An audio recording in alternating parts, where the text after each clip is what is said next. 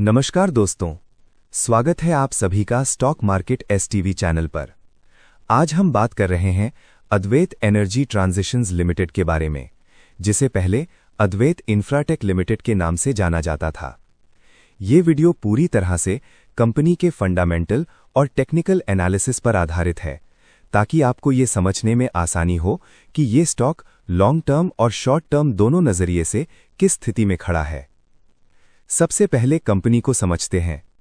अद्वैत energy transitions limited एक भारतीय company है जो power transmission, telecommunication infrastructure, renewable energy solutions और ईपीसी प्रोजेक्ट्स के क्षेत्र में काम करती है। कंपनी का फोकस आने वाले समय में एनर्जी ट्रांजिशन, ग्रीन एनर्जी और हाइड्रोजन जैसे नए सेक्टर्स पर भी है, जो फ्यूचर ग्रोथ के लिहाज से काफी महत्वपूर्ण माने जाते हैं। अब करंट स्टॉक डेटा की बात करते हैं। इस समय कंपनी का शेयर प्राइस लगभग 1422 रुपये 10 पैसे के आसपास ट्रेड कर रहा है। कंपनी का 52 वीक हाई लगभग 2419 रुपये और 52 वीक लो लगभग 1020 रुपये रहा है। कंपनी का मार्केट कैपिटलाइजेशन करीब 1555 करोड़ रुपए के आसपास है। फेस वैल्यू 10 रुपये है। अब वैल्यूएशन को समझते हैं। कंपनी का पीई रेशियो लगभग 38-39 के आसपास है, जो ये दिखाता है कि स्टॉक वैल्यूएशन के हिसाब से थोड़ा एक्सपेंसिव है। बुक वैल्यू लगभग 209-210 रुपये प्रति शेयर है। इस हिसाब से पीबी रेशियो लगभग 7.40 के ऊपर निकलता है, जो हाई साइड पर माना जाता है। डिविडेंड यील्ड लगभग 0.1012% है, यानी डिविडेंड इनकम के लिए ये स्टॉक नहीं है, बल्कि ग्रोथ ओरिएंटेड स्टॉक है। अब प्रॉफिटेबिलिटी रेशियोज पर नजर डालते हैं। कंपनी का आरओई लगभग 22 से 23% है, जो ये दिखाता है कि शेयर होल्डर्स के पैसे पर कंपनी अच्छा रिटर्न जनरेट कर रही है। आरओसीई लगभग 26 से 27% है, जो ऑपरेशनल एफिशिएंसी को दर्शाता है। ईपीएस करीब 36 से 37 रुपये के आसपास है। ये सभी रेशियोज ओवरऑल स्ट्रॉन्ग प्रॉफिटेबिलिटी की तरफ इशारा करते हैं। अब रेवेन्यू और प्रॉफिट ग्रोथ को समझते हैं।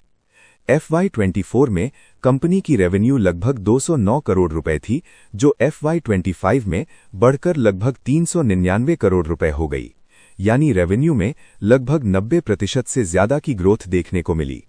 नेट प्रॉफिट FY24 में लगभग 22 करोड़ रुपए के आसपास था, जो FY25 में बढ़कर लगभग 32 करोड़ रुपए के करीब पहुंच गया। प्रॉफिट ग्रोथ भी स्ट्रांग रही, हालांकि मार्जिन्स में थोड़ा फ्लक्चुएशन देखने को मिला। ओवरऑल देखा जाए तो सेल्स और प्रॉफिट दोनों में कंसिस्टेंट ग्रोथ नजर आती है।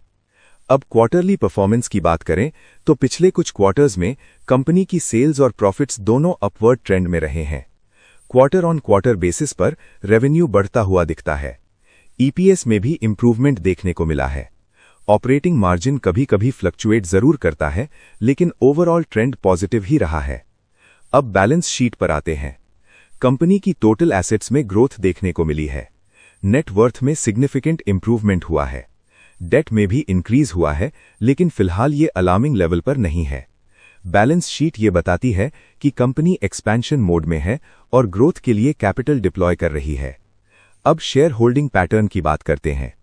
प्रमोटर्स की होल्डिंग लगभग 66-67% के आसपास है, जो एक अच्छी और कंफर्टेबल रेंज मानी जाती है। पब्लिक और अदर्स की होल्डिंग करीब 33% के आसपास है। हाल के समय में प्रमोटर होल्डिंग में थोड़ी सी डिक्लाइन देखने को मिली है, जो एक पॉइंट टू मॉनिटर जरूर है, लेकिन फिलहाल बहुत बड़ा नेगेटिव सिग्नल नहीं है। अब फंडामेंटल कंक्लूजन की बात करें। कंपनी फंडामेंटल्स के हिसाब से स्ट्रांग दिखाई देती है। रेवेन्यू और प्रॉफिट ग्रोथ अच्छा है। आरओई और आरओसीई हेल्दी हैं, लेकिन वैल्यूएशन थोड़ी एक्सपेंसिव है, यानी स्टॉक में काफी हद तक फ्यूचर ग्रोथ ऑलरेडी प्राइस्ड इन हो चुकी है। अब टेक्निकल एनालिसिस पर आते हैं। डेली टाइम फ्रेम की बात करें तो स्टॉक अपने इंपॉर्टेंट मूविंग एवरेजेस के आसपास या नीचे ट्रेड करता हुआ दिखाई देता है। आरएसआई लगभग 38 के आसपास है, जो न्यूट्रल से माइल्डली बियरिश जोन माना जाता है।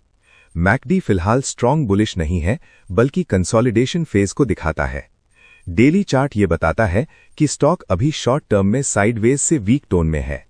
वीकली चार्ट पर देखें तो ट्रेंड थोड़ा दबाव में दिखाई देता है। ट्रेडिंग व्यू इंडिकेटर्स के अनुसार वीकली बेसिस पर स्टॉक में अभी भी वीकनेस है। हाई से स्टॉक ने अच्छा करेक्शन दिया है और अभी कंसोलिडेशन फेज में है। जब तक स्ट्रॉन्ग ब्रेकआउट नहीं आता तब तक वीकली चार्ट कॉशियस रहने का संकेत देता है। अब सपोर्ट और रेजिस्टेंस लेवल्स को समझते हैं। स्ट्रॉन्ग सपोर्ट जोन लगभग 1300 रुपए के आसपास है। अगर ये लेवल टूटता है तो अगला मेजर सपोर्ट 1200 रुपए के आसपास देखने को मिल सकता है। अपसाइड में पहला रेजिस्टेंस 1650 से 1700 रुपए के आसपास है। इस लेवल के ऊपर सस्टेन होने पर अगला मेजर रेजिस्टेंस 2200 से 2400 रुपए के बीच देखने को मिल सकता है, जो इसका प्रीवियस हाई जोन है। फिबोनाची रिट्रेसमेंट के हिसाब से भी 1200 से 1300 रुपए का एरिया स्ट्रॉन्ग डिमांड जोन माना जा सकता है। अब फाइनल ओपिनियन की बात करते हैं। जो लोग नए निवेशक हैं और इस स्टॉक में एंट्री लेने की सोच रहे हैं, उनके लिए एडवाइस यही है कि अभी एक साथ एंट्री करने से बचें। अगर स्टॉक 1200 से 1300 रुपए के जोन में आता है तो स्टैगर्ड बाइंग की जा सकती है, वो भी लॉन्ग टर्म पर्सपेक्टिव से। हाई वैल्यूएशन के कारण चेज करना रिस्की हो सकता है।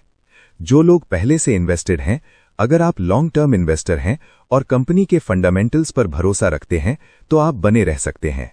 लेकिन अगर 1300 रुपए का सपोर्ट डिसाइसिवली ब्रेक होता है तो पार्शियल प्रॉफिट बुकिंग या रिस्क मैनेजमेंट जरूर करें। शॉर्ट टर्म ट्रेडर्स के लिए स्टॉक अभी बहुत क्लियर बुलिश सिग्नल नहीं दे रहा है, इसलिए कॉशियस रहना बेहतर है। अंत में एक जरूरी डिस्क्लेमर, ये वीडियो केवल एजुकेशनल और इन्फॉर्मेशनल पर्पस के लिए है। इसमें दी गई कोई भी जानकारी बाय या सेल की रिकमेंडेशन नहीं है। स्टॉक मार्केट में निवेश जोखिमों के अधीन है, इसलिए निवेश से पहले अपनी खुद की रिसर्च और फाइनेंशियल एडवाइजर की सलाह जरूर लें। अगर आपको ये डिटेल्ड एनालिसिस पसंद आया हो तो वीडियो को लाइक जरूर करें, अपने दोस्तों के साथ शेयर करें, स्टॉक मार्केट एसटीवी चैनल को सब्सक्राइब करें और नीचे कमेंट करके जरूर बताएं कि आप इस स्टॉक के बारे में क्या सोचते हैं।